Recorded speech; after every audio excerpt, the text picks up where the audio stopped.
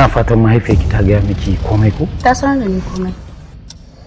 Sulaiman, how are you? Amma yanzu ina muka nufa ki? B21, Halal guest in. You look sweet. I want my happy husband back. I need my husband.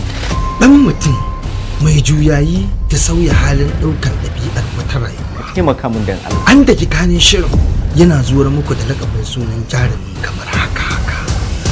Lukman mai dogon zango. Ya kamata ka canza sana'a. I am trying my best.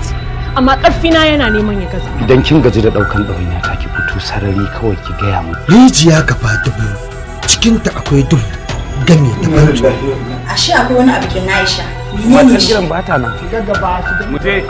Bincike ya tsananta cikin siffar baƙaƙen kaya. Lukman mai dogon zango.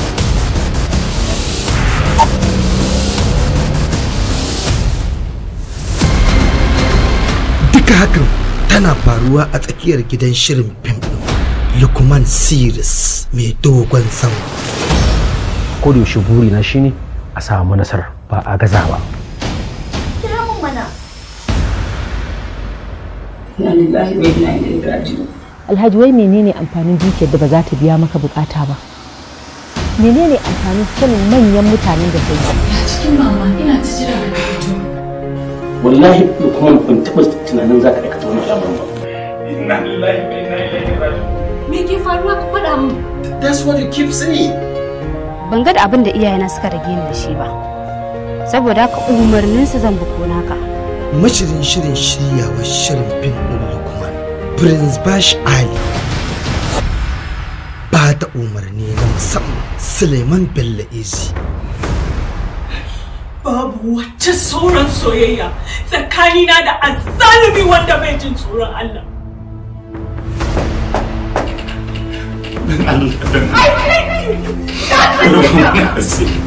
Kamar yadda ka raba ta da duniyar nan, haka kai ma sai na raba ka da duniyar nan.